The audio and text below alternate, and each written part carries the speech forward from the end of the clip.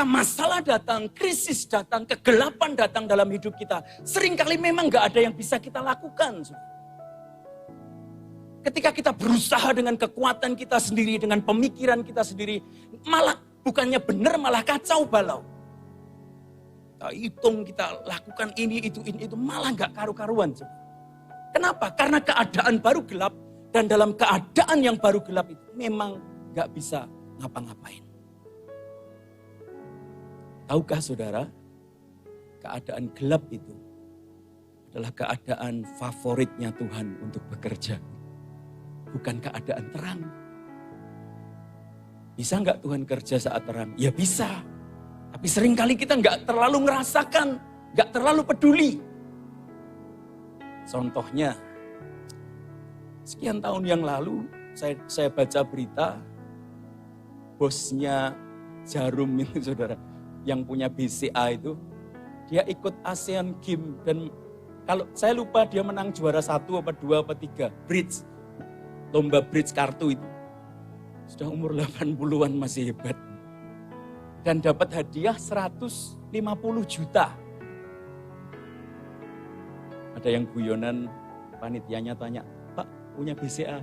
Oh punya. Ya, karena memang dia yang punya BCA. Dan waktu itu saya nonton dia diwawancarai. Pak ini uang 150 juta buat apa? Dia bilang ya taruh tabungan lah. Mungkin dia bingung buat apa sih uang segini lah, uangnya ratusan triliun saudara. Tapi buat orang yang sedang dalam kegelapan soal duit, uang segitu penting banget. Apalagi yang utangnya baru banyak. Uang segitu terang sekali.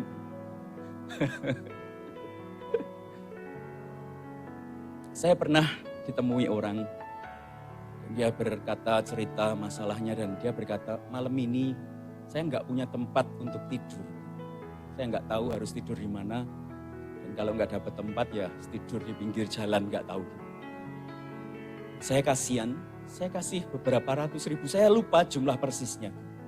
Pokoknya nggak sampai sejuta, ratusan ribu. Saya bilang ini untuk kos, sisanya untuk kamu hidup beberapa hari. Sambil cari kerja, sampai dapat kerja. Saudara tahu dia terima itu dengan terima. Wah ngisi jawaban Tuhan, bla bla bla. Ratusan ribu. Tadi yang ratusan juta aja bingung mau diapain ini. Kenapa? Uangnya banyak, ratusan triliun sementara ini dalam kegelapan. Karena itu Tuhan suka sekali bekerja dalam kegelapan. Karena justru dalam kegelapan lah orang itu paling butuh Tuhan. Amin saudara. Nah sekarang pertanyaannya, tadi dikatakan dalam kegelapan itu kita nggak bisa ngapa-ngapain Pak. Terus suruh ngapain? Masa diem tok? Coba kita buka Yesaya 50 ayat 10. Ketika kita ada ke dalam kegelapan, keadaan yang dimana kita nggak bisa ngapa-ngapain, kita harus apa? Yesaya 50 ayat 10. Oh saya berdoa ini membukakan sesuatu buat saudara yang saat ini engkau sedang bingung dengan hidupmu. Siapa di antaramu yang takut akan Tuhan? Berapa banyak di antara saudara yang takut akan Tuhan? Boleh lambaikan tangan. Amin. Puji Tuhan. Dan mendengarkan suara hambanya. Kebetulan saya berdiri di hadapan saudara sebagai hambanya. Dan mic ini cukup banter ternyata saudara. Saudara mestinya dengar suara saya. Amin. Jika ia hidup dalam kegelapan. Gelap dalam hidupmu. Gelap itu gak tahu ke depan mau seperti apa. Ke depan mau bagaimana gak tahu. Itu gelap. Dan tidak ada cahaya bersinar baginya. Cahaya itu seringkali diibaratkan sebagai pengharapan dalam hidup kita. Sudah nggak tahu apalagi apa yang harus dikerjakan, nggak tahu lagi ke depan harus gimana. Nggak ada cahaya, nggak ada pengharapan di depan. Masih mending kalau di ujung sana ada setitik cahaya kita bisa lari menuju ke sana. Tapi ini gambaran sebagai orang yang nggak tahu tahu harus berbuat apa, dan gak ada lagi harapan dalam hidup. Pada orang yang seperti itu Tuhan berkata, baiklah ia percaya kepada nama Tuhan dan bersandar kepada Allah. Kalau saat ini ada di antara saudara yang merasa berada dalam kegelapan dalam hidupmu, engkau nggak tahu ke depan harus seperti apa, ke depan mau bagaimana, apa yang harus aku lakukan dalam hidupmu, nggak tahu sama sekali, bahkan nggak punya lagi pengharapan dalam hidupmu. Saya ingin katakan, percaya sama Tuhan dan bersandar kepadanya. Saudara, bersandar itu nempel sama Tuhan. Amin, bukan jauh-jauhan.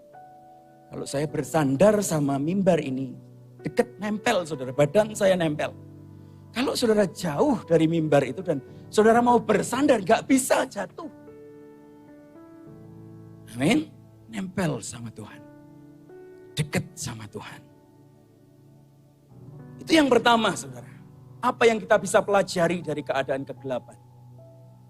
Harta apa yang bisa kita dapatkan ketika keadaan gelap? Yaitu Tuhan tetap bekerja dalam kegelapan. Itu yang pertama. Yang kedua adalah orang bisa mengalami Tuhan justru pada saat kegelapan. Justru dalam keadaan gelap dalam hidupnya, dia mengalami Tuhan. Saudara ingat peristiwa ketika Yesus disalib. Waktu itu kegelapan meliputi bumi, dikatakan selama 3 jam. Ini bukan fenomena alam biasa. Kalau cuma sekedar gerhana matahari, itu hanya hitungan menit dan mulai terang lagi. Tapi ini selama 3 jam gelap gulita dikatakan.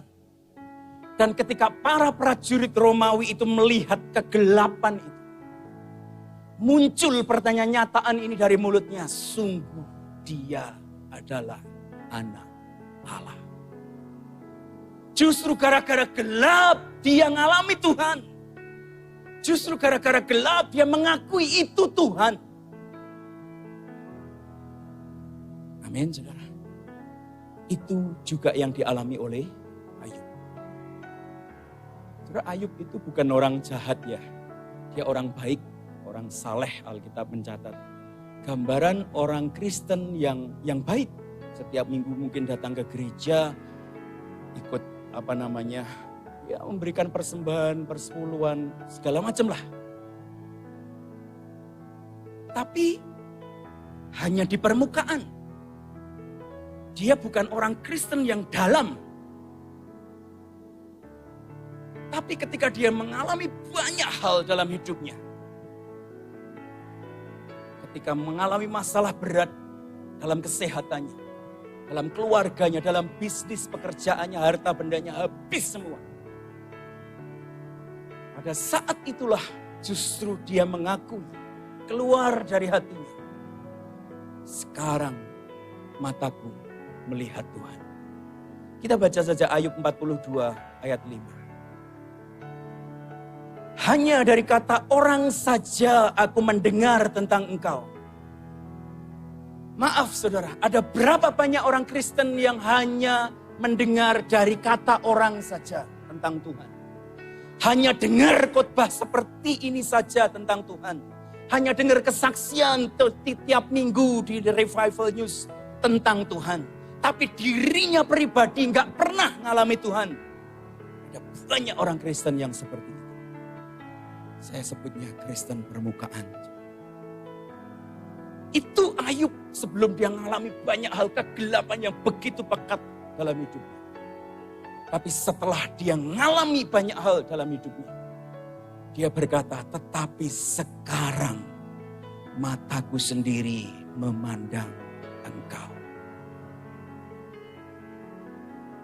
Setelah dia mengalami banyak hal, dia berkata, sekarang aku sendiri melihat seperti apa itu Tuhan dalam hidupku. Amin, saudara. Saudara mau saya doain mengalami seperti Ayub?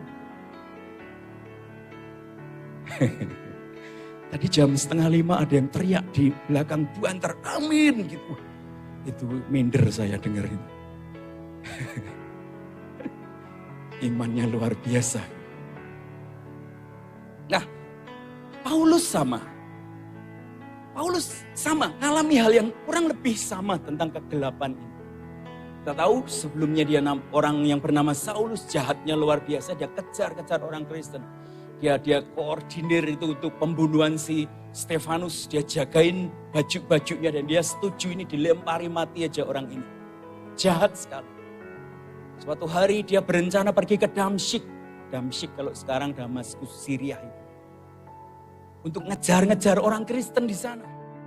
Tetapi di perjalanan Tuhan menjumpai si Saulus ini dalam bentuk cahaya yang sangat menyilaukan. Singkat cerita, matanya buta selama 3 hari 3 malam. Justru dalam kegelapan total hidupnya itu. Mengalami pertobatan dan dia mengalami Tuhan dalam hidupnya. Saudara, saya ingin katakan, kalau engkau saat ini ada dalam kegelapan dalam hidupmu, gak tahu harus berbuat apa, Pak. Gak tahu harus bagaimana ke depan ini. Bahkan pengharapanku pun sudah mati. Justru dalam keadaanmu seperti itu, engkau akan mengalami Tuhan dalam hidupmu. Tuhan akan menjadi pribadi yang nyata dalam hidup. Boleh berikan kemuliaan buat Allah kita.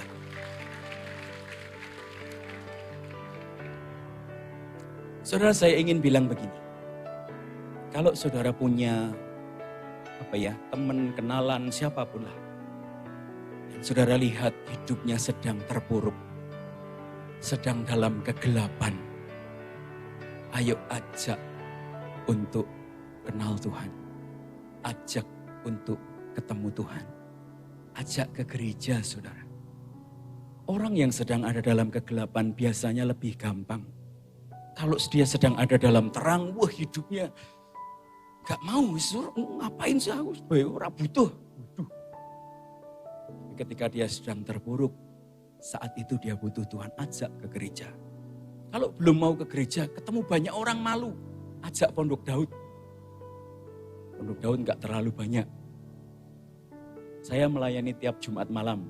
Ada istri saya, ada Bu Rosa. Saudara hadir boleh. Nanti ketemu kita nyembah Tuhan bareng, dengerin firman Tuhan bareng. Setiap Jumat malam jam 6 sampai jam 8. Promosi ini saudara.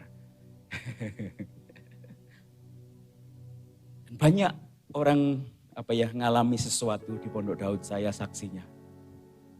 Datang saudara. PR ya buat saudara lihat orang-orang di sekitar saudara, orang yang saudara kenal, keluarga saudara mungkin yang saat ini sedang ada dalam kegelapan. Ayo ajak untuk kenal Tuhan. Amin. Nah yang ketiga, harta terpendam apa yang bisa kita ambil dari kegelapan? Terkadang Tuhan justru memperlihatkan visi di dalam gelap. Ini yang dialami oleh Abraham. Justru di dalam gelap, dia bisa melihat visi yang dari Tuhan. Kejadian 15 ayat 4-6 dikatakan begini. Tetapi datanglah firman Tuhan kepadanya demikian. Orang ini tidak akan menjadi ahli warismu. Orang ini itu Eleazar, hambanya Abraham. Nah, pernyataan itu muncul karena saking putus asanya Abraham. Dia sudah menunggu sekian tahun tapi gak punya anak. Dan dia merasa aku mungkin sebentar lagi mati. Dan kalau aku mati, gak ada yang mewarisi harta kekayaanku kecuali hambaku si Eleazar ini. Tapi Tuhan berkata tidak, bukan hambamu yang mewarisi, melainkan anak kandungmu, dialah yang akan menjadi ahli warismu. Lalu Tuhan membawa Abraham keluar serta berfirman, coba lihat ke langit, hitunglah bintang-bintang jika engkau dapat menghitungnya. Maka firman-Nya kepadanya, demikianlah banyaknya keturunanmu nanti. Pertanyaan saya, ketika Tuhan narik Abraham keluar dari kemahnya, itu saat terang atau saat gelap? Saat siang atau saat malam? Saat malam. Kalau saat terang, gak kelihatan itu bintangnya, betul? Bulan pun kelihatan samar-samar. Tapi saat gelap, bahkan semakin gelap, semakin jelas itu bintang-bintang. Dan Abraham lihat itu dan seperti itu nanti keturunanku. Ayat 6 berkata, lalu percayalah Abraham kepada Tuhan. Maka Tuhan memperhitungkan hal itu kepadanya sebagai kebenaran. Saudara saya berdoa. Kalau ada di antara saudara yang mengalami kegelapan dalam hidupmu. Justru dalam keadaan kegelapan dalam hidupmu. Engkau melihat apa maksud Tuhan dalam hidupmu. Engkau tahu persis apa rencana Tuhan dalam hidupmu. Justru dalam keadaan gelap dalam hidupmu. Amin. Syaratnya adalah sama seperti yang Tuhan katakan kepada Abraham. Lihat ke langit. Lihat ke langit artinya lihat ke atas. Lihat kepada Tuhan. Lihat perkara-perkara yang di atas. Jangan lihat perkara yang di bawah. Kalau saudara baca Fatsal 15 itu secara utuh. Di sana dikatakan bahwa bahkan ada yang namanya kegelapan yang mengerikan. Jadi kalau kita yang enggak melihat ke atas, kita enggak melihat kepada Tuhan, kita enggak melihat perkara-perkara yang di atas. Kalau kita melihat ke bawah, yang kita lihat adalah kegelapan yang mengerikan. Tapi ketika kita melihat ke atas, kita akan lihat visi Tuhan, maksud Tuhan dalam hidup kita. Amin.